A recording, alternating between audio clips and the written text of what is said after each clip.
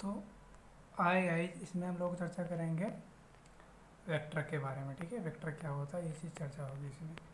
तो vector basically क्या होता है, A vector A can be express किसे किया जाता है, A x I cap plus A y J cap. ठीक, पहली चीज़। दूसरा चीज़ क्या है, A x A y it component in x y axis if A is the vector, if A vector A makes an angle theta with x axis, तो A x बराबर क्या हो जाएगा, A cos theta. A y बराबर क्या हो जाएगा, A sine theta. A mod बराबर क्या हो जाएगा, under root A X square plus A Y square. तो टेन थीटा बराबर क्या हो जाएगा, A Y upon A X. ठीक, अब दूसरा कह रहा है vector can be conventionally added to the analytically method it if sum of two vector a and b that lies in the xy plane are, तो r बराबर क्या हो जाएगा, A x I cap plus A y r y j cap. R बराबर हो जाएगा, are x बराबर क्या लिख सकते हो, a x plus b x. R y बराबर क्या लिख सकते हो, a y plus b Y.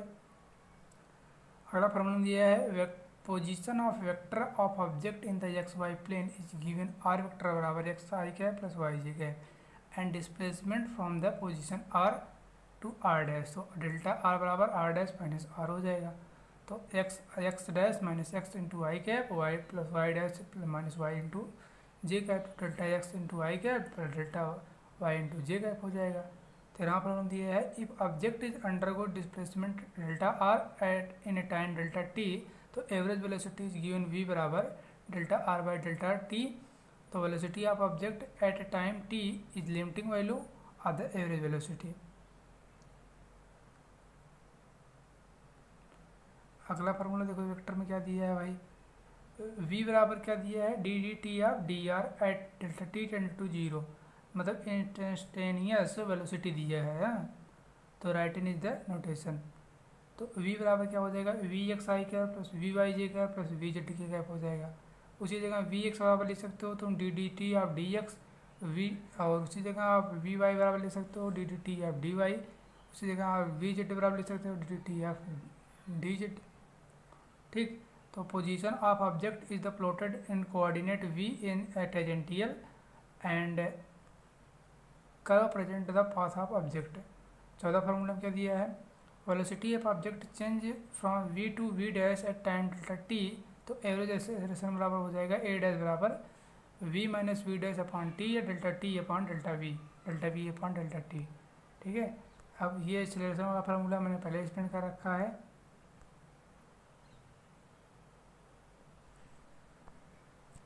हाँ, न्यूटन सेकंड लॉ मैं यहाँ पर एक्सप्लेन कर जा रहा हूँ। इसमें बोला ये गया है कि rate of change of momentum of body proportional to applied force. तो ये बराबर क्या लिख सकते हो, k into d D T of d p या k into m a. F is a net external force on a body, a is acceleration, we set constant proportional k is equal to n. तो यह बराबर d D T of d p यानी यह बराबर M A हो जाएगा। ऐसा unit 1 Newton में 1 kg पर मीटर सेकंड स्क्वायर होता है। ठीक है, तो सेकंड लॉ का consistency with first law, f is equal to zero implies a is equal to zero. ठीक, ये चीज़ हो जाएगा। तो यहाँ से ये चीज़ हो गया आपका,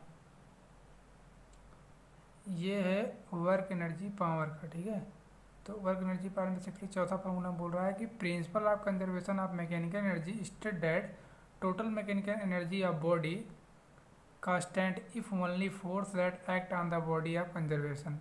Gravitational potential energy of the particle mass m and height x about earth substance to v x बराबर m g x हो जाएगा। ठीक है, where variation of g with the height is ignored.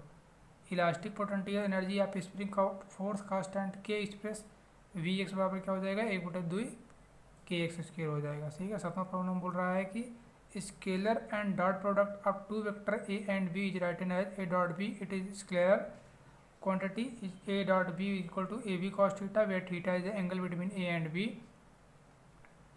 It can be vector interpret product of magnitude of two vector and component.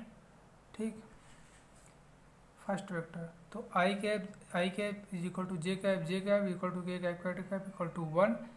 I cap j cap equal to j cap k cap equal to k cap i cap equal to 0, तो यहाँ से 0 हो जाएगा।